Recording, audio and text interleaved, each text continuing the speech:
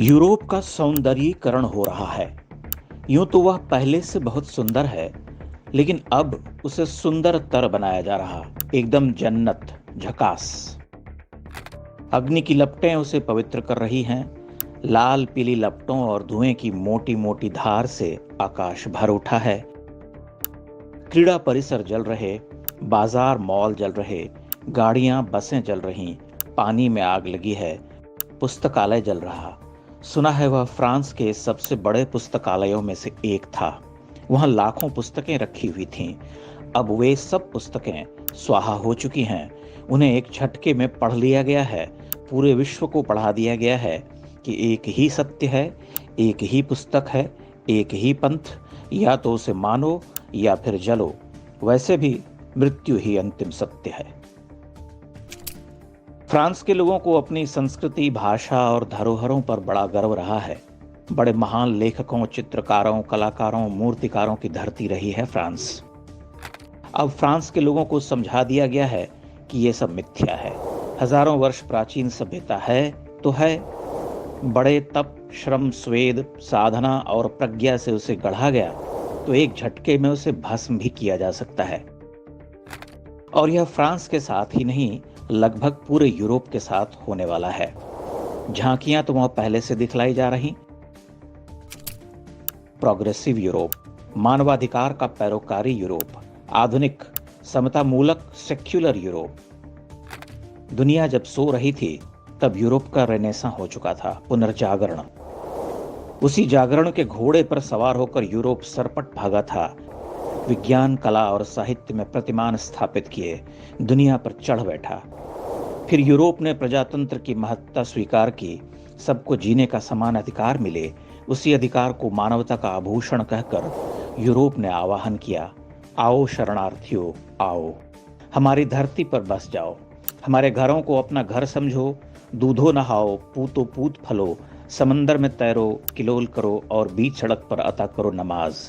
चाहे कल परसों करो या फिर कर लो आज। आओ मेरे प्रिय शरणार्थियों, आओ, तुम बहुत कष्ट में हो। आखिरकार वे आ गए। धीरे धीरे पसरने लगे। यूरोप के छोटे छोटे खूबसूरत देश अतिथियों से भरने लगे। ये वो अतिथि थे जिन्हें कभी लौटना नहीं था। अतिथियों की भूख बढ़ने लगी।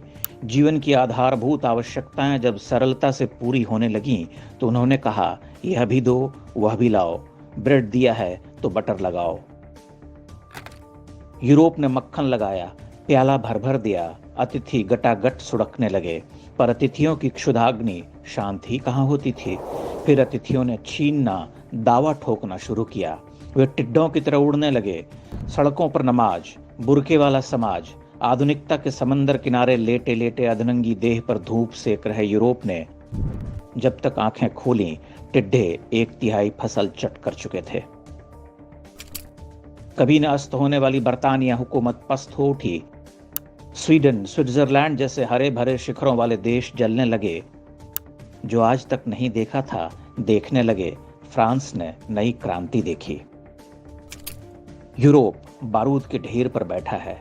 अब समानता और सेक्युलरिज्म नहीं चल सकता। अब या तो मूल यूरोप बचेगा या तबाह हो जाएगा। ये तो छोटी मोटी डॉक्यूमेंट्री फिल्में हैं। अभी महाख्यान रचे जाएंगे, लेकिन ये छोटी फिल्में ही इतना बताने के लिए पर्याप्त हैं कि 1400 वर्ष से चली आ रही एक भीड़ पूरी दुनिया में एक ही सिद्धांत पर चलती है। उस भीड़ के लिए न कोई मनुष्य है, न कोई समाज, न कोई आन धर्म, न उसके देवता, न कोई जीवन दर्शन।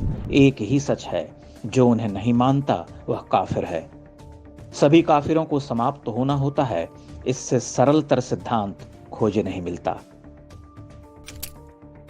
अब यूरोप को अपना रास्ता चुनना होगा।